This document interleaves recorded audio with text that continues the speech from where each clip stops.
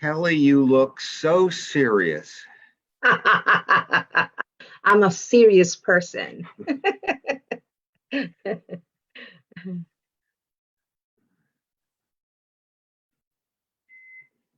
And how are things in Philadelphia, Dana? Want They're to all come back right. to Harrisburg yet?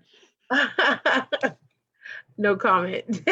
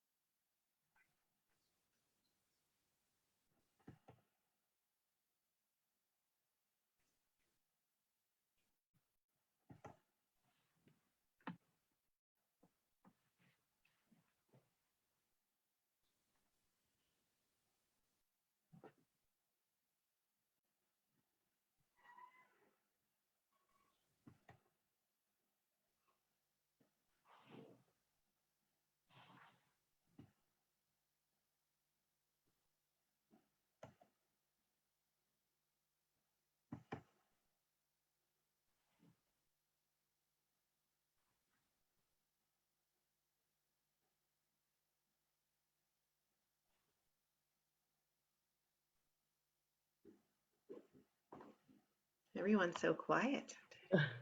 I was thinking we need like a background music or something. Yeah. Right. Yes, I'll work on that. I'll work on that. Every once in a while, I'll hear something and I think, wow, that would be great intro music for one of our programs. Something really inspiring, right? Right.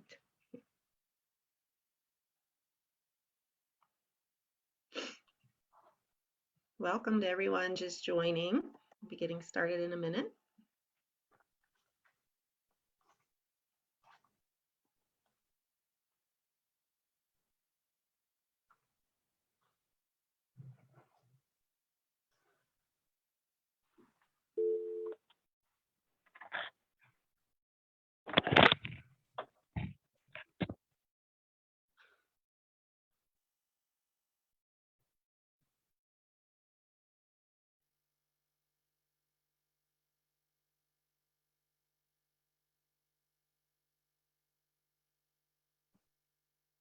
It is noon. I'm going to go ahead and start the recording.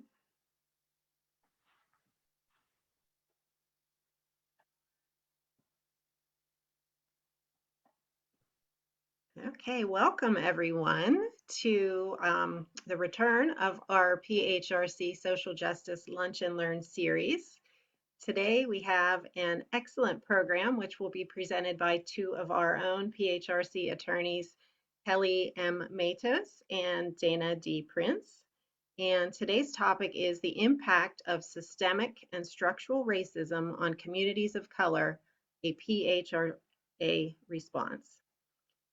So without further ado, let me introduce to you our speakers today, starting with Kelly Matos. She was born and raised in Carolina, is that right? Carolina, Puerto Rico. She graduated magna cum laude from the University of Puerto Rico with a bachelor's degree in education. Ms. Matos was a school teacher for 5 years, and while she was teaching, she put herself through law school, teaching during the day and attending law school at night. I think that deserves a round of applause in itself.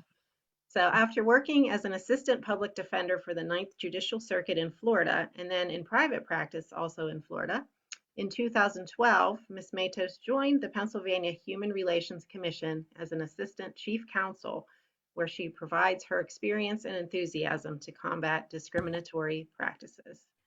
So welcome, Kelly. Thank you. Our next presenter is Dana D. Prince. She's an attorney for the PHRC, and she works out of the Philadelphia regional office and has been with the commission for 5 years. Previously, Dana worked with the public interest coordinator at the Dauphin County Bar Association and in the Harrisburg Solicitor's Office.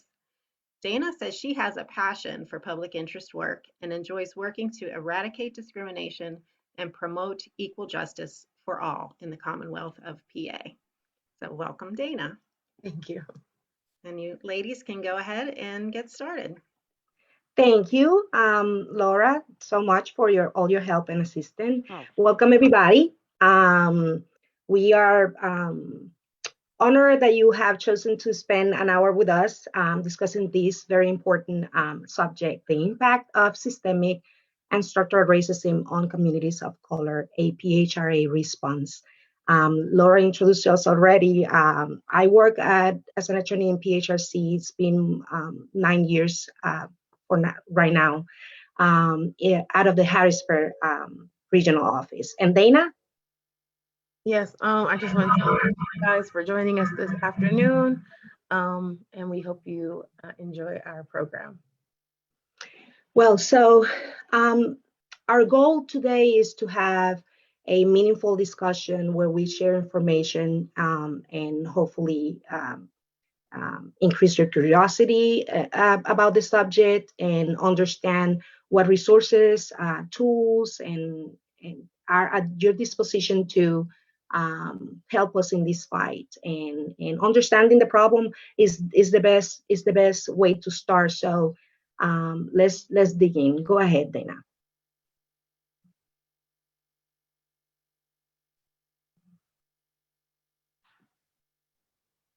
Okay.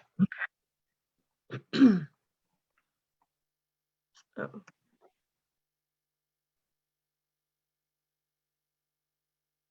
You got it.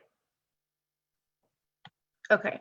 Systemic and structural racism is defined as systems and structures with procedures or processes that disadvantages people of color. It creates disparities in many success indicators, including wealth, the criminal justice system, employment, housing, healthcare, politics, and education. Structural racism can also be defined as a system in which public policies, institutional practices, cultural representation, and other norms work in various, often reinforcing ways to perpetuate racial group inequity. It has come about as a result of the way that historically accumulated white privilege, national values, and contemporary culture have interacted so as to preserve the gaps between white Americans and Americans of color. So the effects of systemic and structural racism are widespread and pervasive. It prevents or makes it more challenging for people of color to participate in society and in the economy. Structural racism operates at the societal level and is the power used by the dominant group to provide members of the group with advantages while disadvantaging the non-dominant group or groups. And one specific effect that Kelly will go into further detail about people of color is housing insecurity. So a disproportionate number of people of color are homeless or lack housing security. And this is in part due to the legacy of redlining. So redlining, I always like to explain everybody about structural racism and the subject that more effectively, in my opinion, reflect the impact of structural racism is redlining. Redlining was utilized by banks and real estate industry in the 20th century to determine which neighborhoods will get loans to buy homes and where pretty much people of color would live, because it was the market, or the red line ink was used to circle or pinpoint the areas where it was considered the riskiest areas to invest, and therefore it was harder for people of color to secure loans. Redlining basically meant that it was fundamentally impossible for Black and Brown people to secure loans, to get homes, to be homeowners. It was an active way of enforcing segregation. This practice prevented Black families from amassing and maintaining wealth in the same way that white families could, and this resulted in the growth of the racial wealth gap and housing insecurity that persists today. Next, Dana. The areas subjected to redlining also didn't have the tax base that support robust schools, healthcare system, transportation, leading issues of public safety, and therefore resulting in over policing. Same over policing that today we're still dealing with, and this is that's why one of the reasons I believe that the redlining discussion in understanding what redlining is help us understand the impact. You see, when you affect somebody are the basics, which is being able to secure a housing, that have an impact in everything else. But this was structurally designed to keep that disproportionate results. The system is set up in that way that structurally to drive a continuous outcome of this investment, and therefore disproportionate outcomes. For example, Blacks, like Dana was saying, Black people make up nearly half of the homeless population, despite making up only 13% of the population. This analysis with redlining, when you take it, analyze it, and see the impact in every other area, housing as the base, but then you see the results in the education and the lack of opportunities in that area, the health system, and how it's not providing the support, or inadequate it is, and transportation, etc. You see that, and you can understand what the structure of racism means. This analysis that we apply for redlining, you can apply in any other areas. There's so many areas. Voting rights, you all know about what's going on. We're still in the fight for that voting, the preventing of Black and Brown people for exercising their rights to vote. In the area of employment, education, health disparities, in every area, when you analyze the basis of this, you'll see the effect in all the areas. Dana. So we just also wanted to go into how structural and systemic racism affects communities of color, just give you a few other examples of the other areas that it touches. And these are just a few small examples. So as Kelly mentioned with redlining essentially barred people of color from sharing in the American dream and building wealth as compared to their white counterparts. And even though the practice was outlawed in the 60s, it never really stopped, and it manifests itself in other ways. A recent study showed that people of color are told about and shown fewer homes and apartments than white people. So Black ownership is at a 42% compared to 72% for white individuals.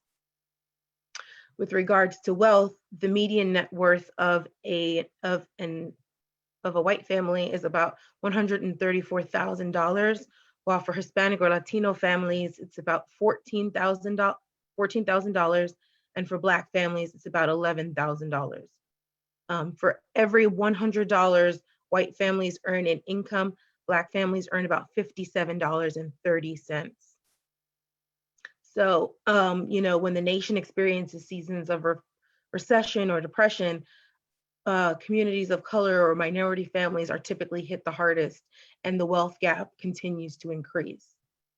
In employment, over the past 60 years, Regardless of the state of the economy, the Black unemployment rate has been consistently twice that of the white unemployment rate. Black college graduates are twice as likely to be unemployed as compared to all other graduates.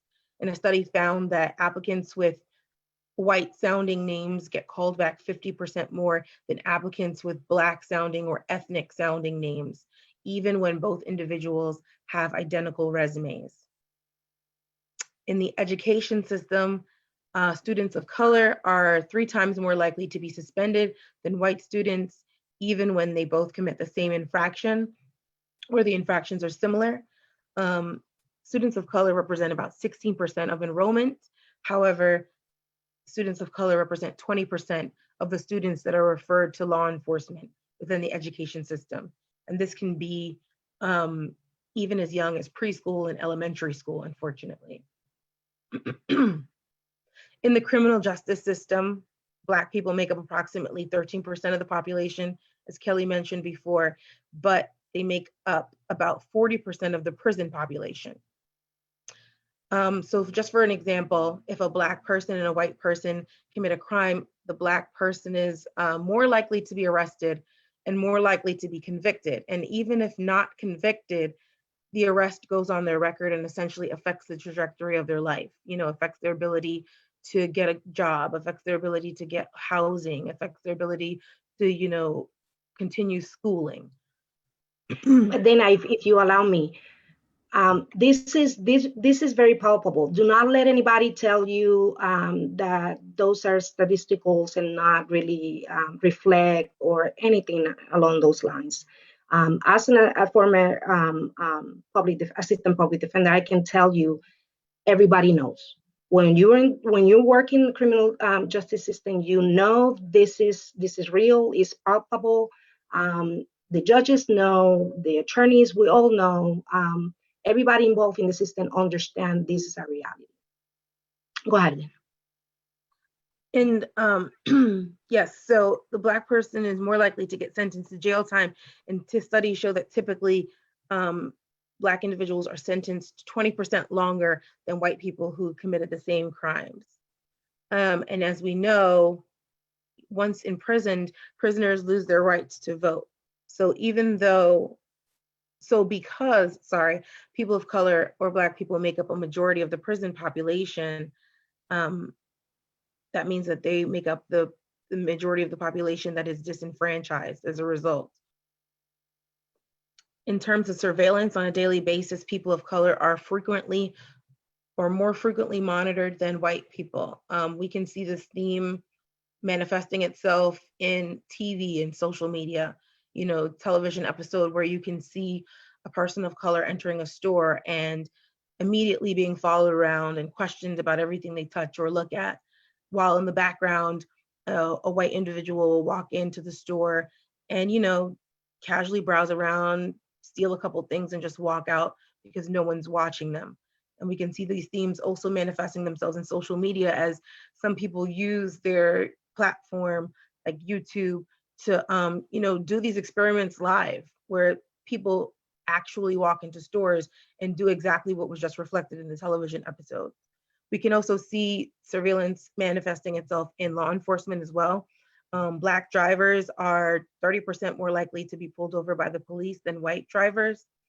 And Muslims are under increasing and often illegal surveillance. For example, in 2011, the NYPD was exposed for targeting their surveillance specifically at ancestries of interest. So specifically targeting, Indian individuals, Bangladesh, Guyanese, Pakistani, etc. In healthcare system, Dana, yes. I'm sorry if I may, and I'm pretty sure if we pull everybody that is in attendance, each of you that are people of color will have experiences as well. I remember clearly once I was asked by a fellow attorney, Kelly, you are born and raised in Puerto Rico. How come you don't have a Puerto Rican flag? And well, I was a PD at the time in Florida, and I said, I just don't want to be stopped. I want to avoid that. So this surveillance and profiling that goes with it, and again, they're palpable, they're real. It still happen every day. And in the healthcare system, studies show that a majority of doctors have unconscious racial biases with regards to patients of color. Patients of color are far more likely than white patients to lack access to emergency care. And even in most instances, when they are able to access emergency care, it's often subpar in comparison to the care that their white counterparts receive. Black mothers are 3 times as likely to die during childbirth. Black and Hispanic mothers are more than twice as likely not to receive proper prenatal care, and Native American mothers are more than 3 times less likely to receive proper care. And again, these are just a few examples that we want to share with you to highlight or emphasize the effects of systemic and structural racism on communities of color. But note that the effects of structural and systemic racism are widespread, they're pervasive, and encompass so much more than we could ever discuss in an hour segment. So what is the PHR response? Let's talk a little bit about the history of how we came about and how we are responding to these issues. The first, Pennsylvania has been in the front of this fight for many decades. The first bill that was introduced in Pennsylvania legislature was in 1945. But interesting, in 1952, the Industrial Race Relations Commission put out a report where 1,200 employers were surveyed regarding discrimination and their feelings about African American particularly. The results were very telling. Things that we know that we all knew they were happening, but the magnitude was pretty shocking. 40% of those employers that were surveyed admit that they will not hire an African American in unskilled positions. 40% will not hire African Americans in positions that were unskilled. 50% admitted that they will not hire an African American in positions where the job was a semi-skilled position. 50%, half of those surveyed. More than 60% will not hire at the time African Americans for professional positions or positions that had in public contact interactions with the public. As you can see, those were very, very, very crude numbers, but reflected the reality of the moment. It wasn't until 1955 that finally the commission was established, and it was established as the Fair Employment Practices Commission, the FEPC, and our commission has suffered, our act, the PHRA has suffered many amendments, I think about 9, but in 1961, one of them changed the name and brought it the jurisdiction of the PHRA, actually named it PHRA at the time, and changed the name of the commission to the Pennsylvania Human Relations Commission, which is the name that we still hold to this day. In 1968, the commission was prior to that under the jurisdiction of the Department of Labor, but brought in the protected classes and the coverage. I think it was saw that it would be a better fit to move the commission to be under the governor's office as an independent agency like it is today. And so now that we understand a little bit of the history, let's talk about the PHRA. Go ahead, Lena. So we just wanted to highlight 2 of the PHRA's provisions, the police power provision in Section 2 and the civil rights provision in Section 3. So Section 2 says that the PHRA is an exercise of the Commonwealth's police power for the protection of the welfare, prosperity, health, and peace of the people of the Commonwealth. While Section 3 declares the right to freedom from discrimination to employment, declares the right to freedom from discrimination in employment, housing, and public accommodation. The opportunity for an individual to obtain employment for which he is qualified and to obtain all accommodations, advantages, facilities, and privileges of any public accommodation and of any housing accommodation and commercial property without discrimination because of race or color is recognized to be declared a civil right enforceable by the Pennsylvania Human Relations Act.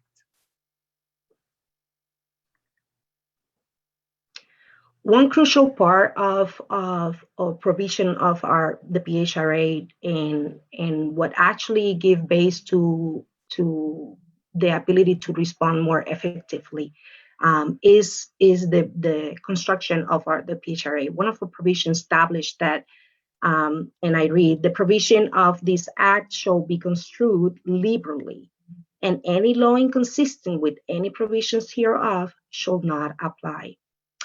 I always think, me as an attorney, I know I'm not normal. I'm kind of damaged goods. I'm an attorney. I see things a little bit different. But one of the things I love about law is that it's ever changing. It's alive, and this provision of the PHRA makes that happen for the Pennsylvania Human Relations Act.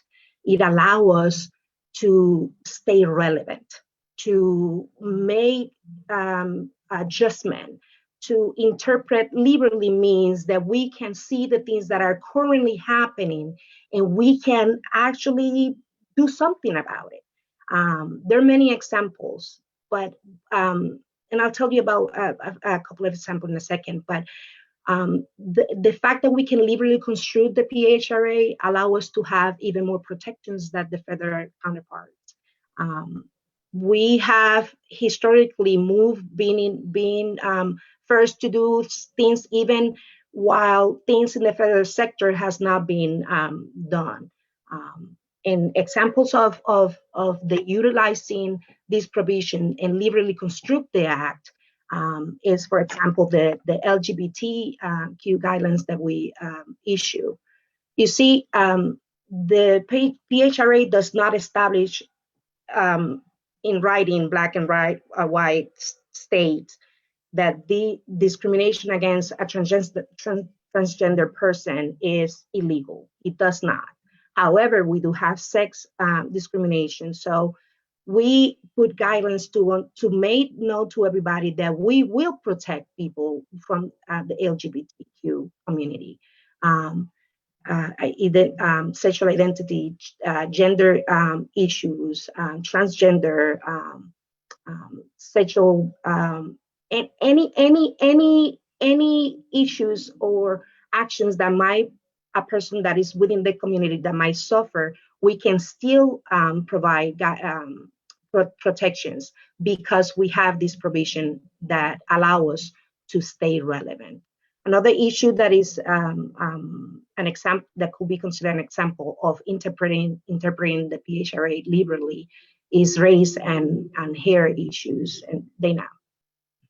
Yes, so as Kelly was saying, in situations where certain terms or provisions of the act are not defined within the act by regulations or case law, the liberal construction provision of the PHRA allows the commission to shape how it will define the undefined terms or deal with certain circumstances, whether through guidance, regulations, laws, or through practice. So for example, race is not defined within the PHRA or applicable regulations. However, racial discrimination manifests itself in different forms. And because of the deeply rooted biases and stereotypes associated with natural hair or natural hair texture, the belief that an individual, most commonly African-American individuals, wearing their natural hair in its natural state with the curl patterns, etc., is considered unprofessional. And individuals' hair has and continues to serve as a basis for racial discrimination. So with the liberal construction provision of the PHRA, PHRC is in the unique position to respond to this form of systemic and structural racism in different ways. The PHRC could issue guidance, informing the public about the issue and how the agency will handle those particular types of cases, or the PHRC could work towards amending the statute or the applicable regulations so that it explicitly includes these forms of discrimination as racial discrimination, discrimination based on race. But while the agency is actively working to find the most effective formal response to the issue, the agency can respond in practice. So in everyday today work, we can take and investigate those cases that assert racial discrimination based on, hair type, hair texture, hairstyle, any types of hair-based racial discrimination. We can take those cases and actively work on them, essentially showing the community that we see, the patterns, we see the data, and we understand that this is a form of racial discrimination, and we will take and investigate those complaints. So in continuing with the PHRA response, the PHRA establishes the Pennsylvania Human Relations Commission. And the Pennsylvania Human Relations Commission, or the PHRC, has a two-part mission, enforcing the Pennsylvania's anti-discrimination laws, which is the PHRA, Pennsylvania Human Relations Act, as well as the PFEOA, the Pennsylvania Fair Educational Opportunities Act. And according to the PHRA, as we mentioned before, it is your civil right to be free from discrimination based on race or color, ancestry, national origin, etc., in employment, housing, public accommodation. So the PHRA's response is that it provides a forum, this agency, for people of color, communities of color, to bring their complaints of discrimination. The crux of the PHRC's day-to-day activity is to enforce the Pennsylvania anti-discrimination laws. So if a person of color believes that they've been discriminated against in, again, housing, employment, education, public accommodation, they can come to this agency and file a complaint of discrimination. And once their complaint is filed, the PHRC investigative process begins, and we continue down the path of trying to find resolution to the issue of discrimination. And so one of the PHRA's strongest responses to systemic and structural racism is the provision of this agency where aggrieved parties can come and file their complaints and have their complaints investigated. And let me add to what Dana was talking about. The fact that we have police powers allow us not to only do the mission, try to accomplish the mission of eradicating discrimination in the Commonwealth of Pennsylvania by educating, and we'll discuss that in a few seconds, but also enforcing the law and holding people and companies and communities and accountable. That is one of the most effective ways that we can make changes to our daily lives. So that is the backbone of our response, which is people know they have a forum that they can come and file a complaint, and we will investigate. The other aspect is promoting equal opportunities. And in this aspect, under the leadership of our Executive Director, Chad Lassiter, we have go at it. We have tried to make a response really strong and palpable. For example, we have community relations. We have key partners in the community active in task force. We have partnership with the Pennsylvania Attorney General's office. We have a partnership with the Pennsylvania State Police Department. Other local and state and federal partners, the EOC, the Housing, Urban Development, many partners that are in the same fight.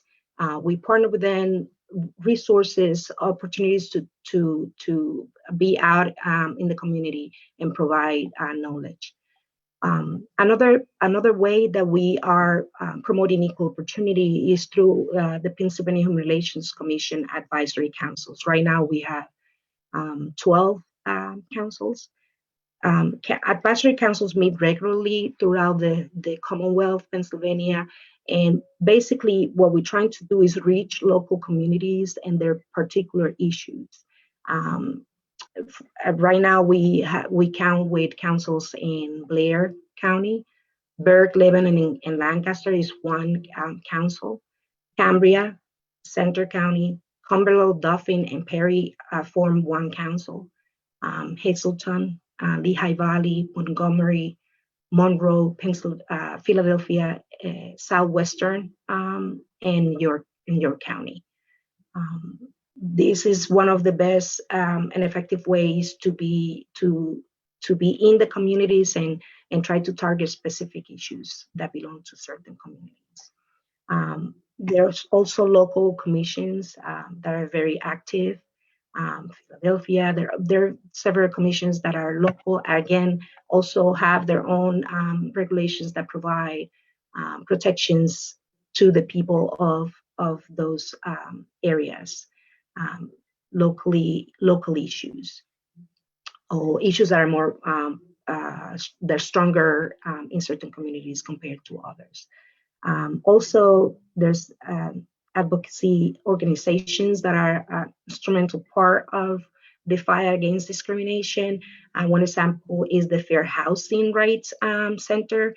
And there's many that are in the community, reaching the people and try to make a difference and fight discrimination in an excellence.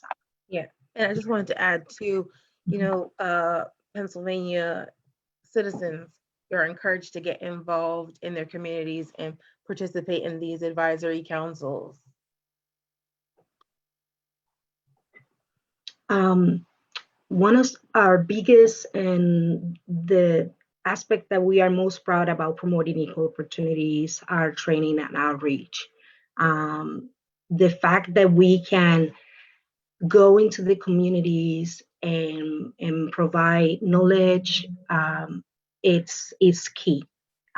Being proactive and telling people what their rights are and where they can go to get those rights enforced. Training and outreach, it's a very, very big deal for us because it's the way to touch every person in the Commonwealth. These trainings are completely free, and you just have to contact the PHRC and request training. We go all around the state. 3,000 to 3,000 people, doesn't matter. We will go there and provide knowledge to the community and explain their rights to them.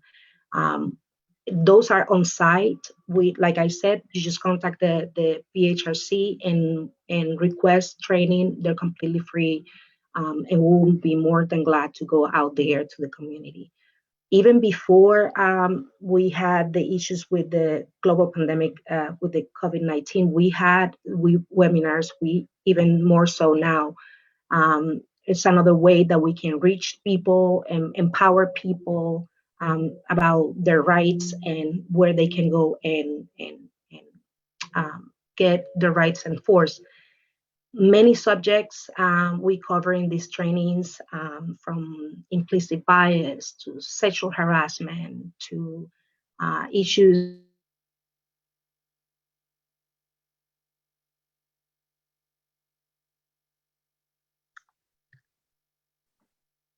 I can't hear her. Yeah, Kelly disappeared. It dropped off, yes. But while she's reconnecting, I just wanted to reemphasize the importance of training and outreach, because as we all know, knowledge is power, and outreach is very important. I think that it's a very important response to systemic and structural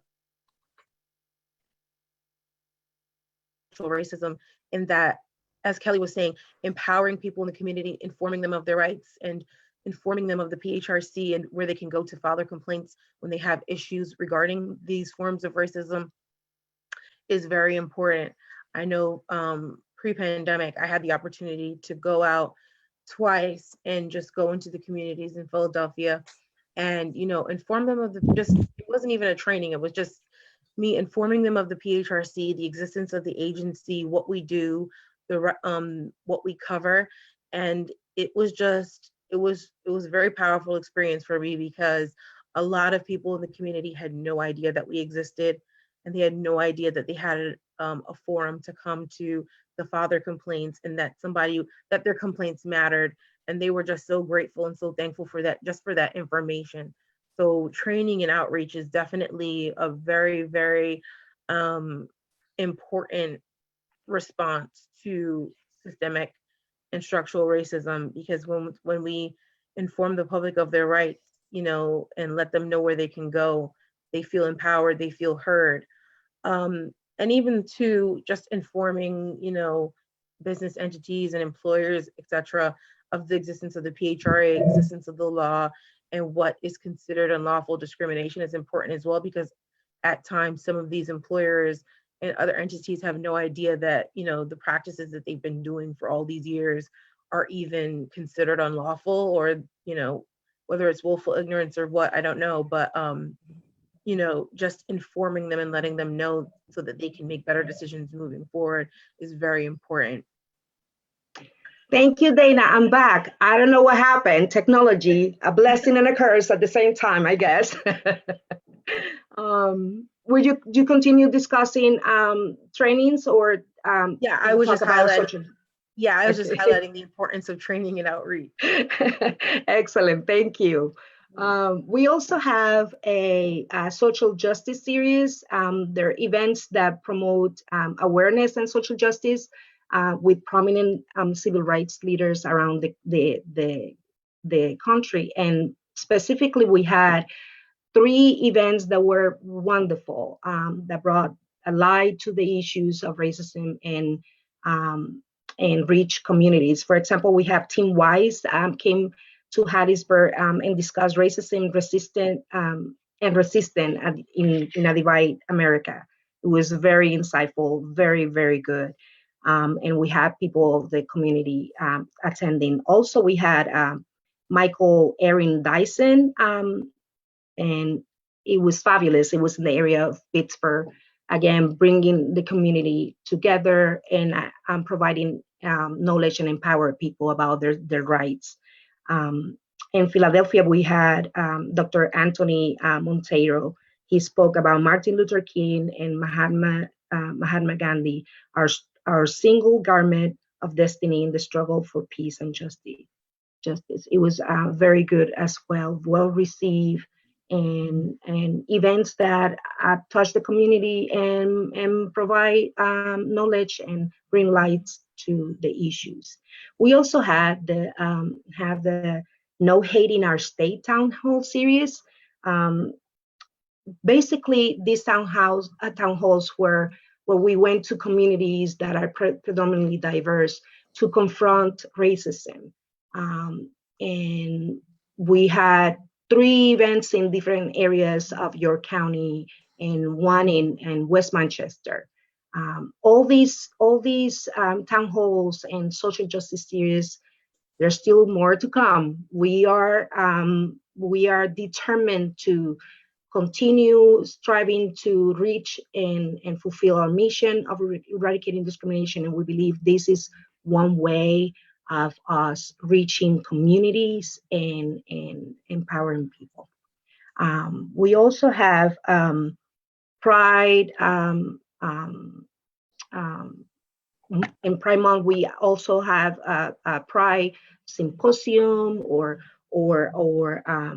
gatherings where we try to bring again light to the issues and acknowledge our realities and try to engage the community to be accepting, to understand the benefits of diversity. And we also have symposiums. We had one in Philadelphia. It was called Ending the Cycle of Violence. It was about sexual harassment, and it was fantastic. Yes, I see one of the chats comment about the KKK that was present in one of the York town halls. I believe that the person attended, we heard the person, and we tried to understand and reason, but discussing these issues is vital. It's vital because it brings awareness, and people realize what we're here for, but what the importance of fighting discrimination, and the fact that people have the right to live in the world, specifically in the Commonwealth of Pennsylvania, free of discrimination. We also, as a commission, try, and through our great, fantastic director of communications, Laura Albright, we try to have a presence, continue to have a presence in social media, to be in touch with what's happening at the moment, be involved and make statements and assume positions so people understand what the Civil Rights Anti-Discrimination Agency in Pennsylvania, the Pennsylvania Human Relations Commission, stands, and to support people that are out there being victims of acts due to hate and discrimination. So we try to keep a presence and be relevant, and to be there.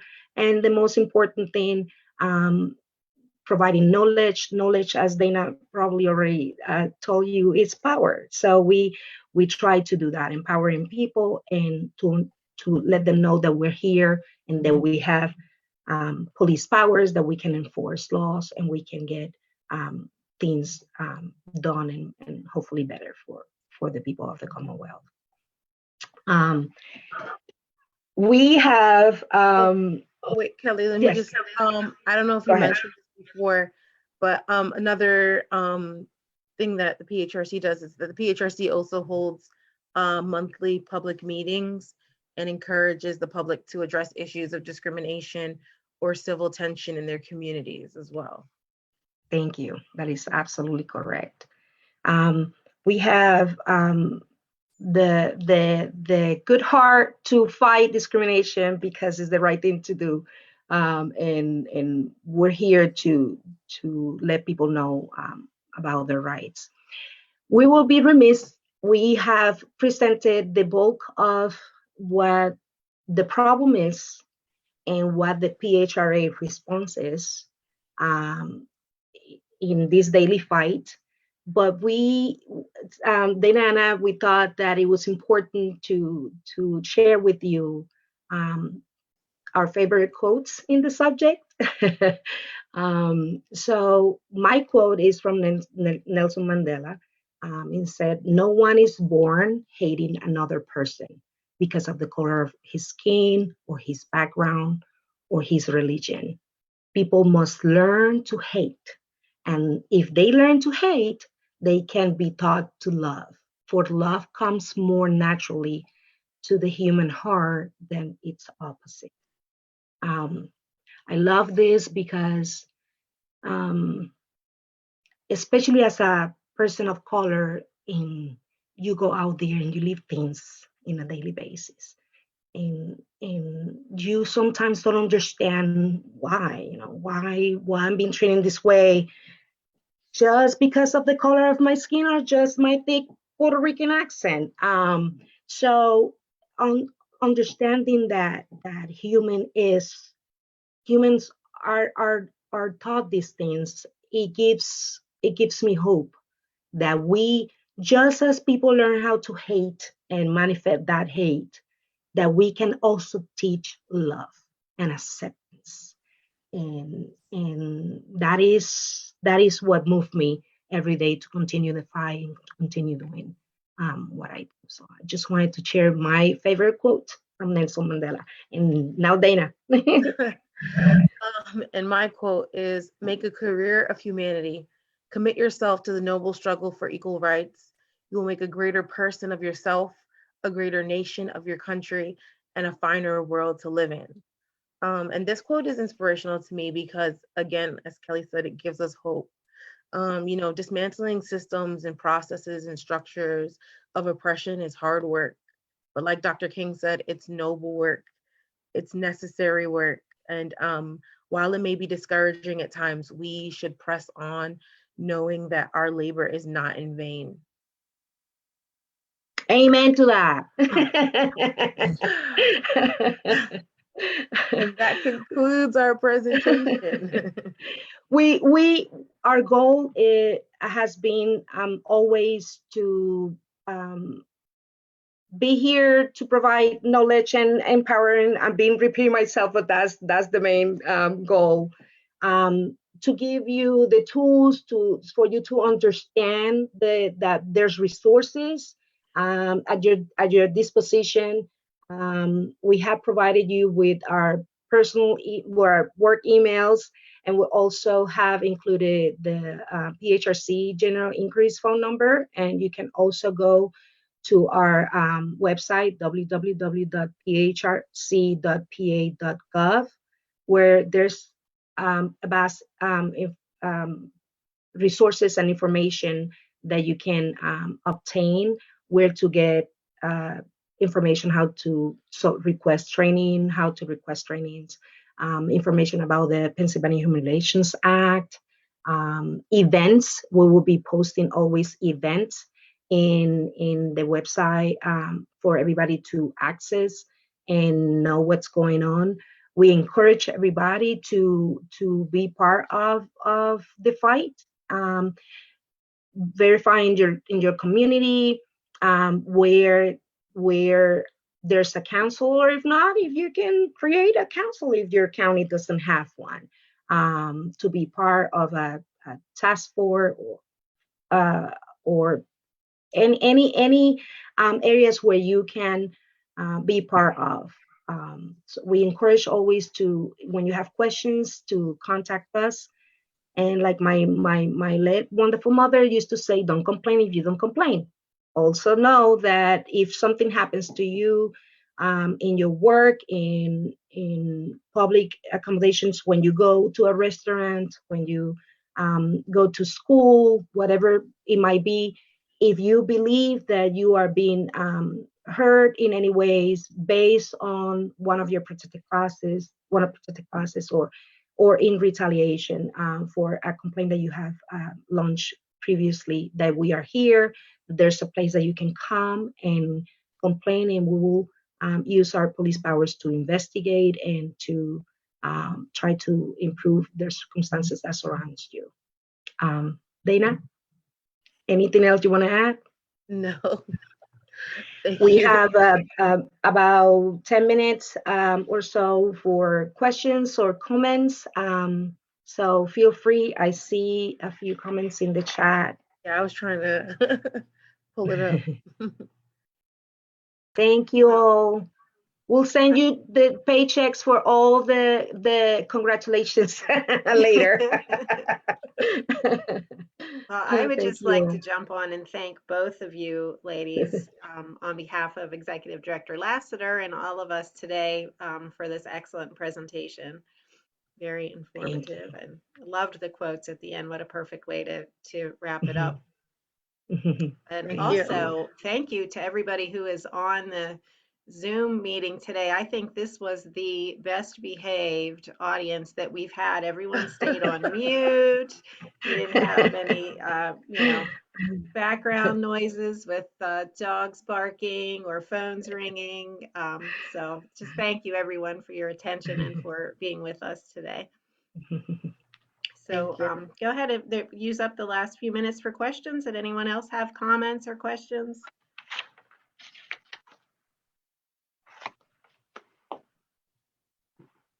Yep.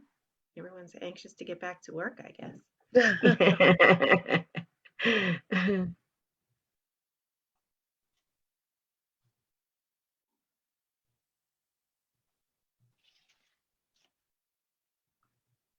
Did you see any questions in the chat, Kelly? Lots No. of kudos. Lots of kudos. You know what they say when you must have just given them everything they needed to know. Okay. That works Okay, good. All right. Well, if there aren't any more questions, then we'll go ahead and wrap it up. And again, thank you to everyone for participating. And Dana and Kelly, great job. Thank you very much. Thank you, Laura. Thank you, Have a good everyone. evening, Bye-bye. afternoon. Bye-bye, everyone. Bye-bye.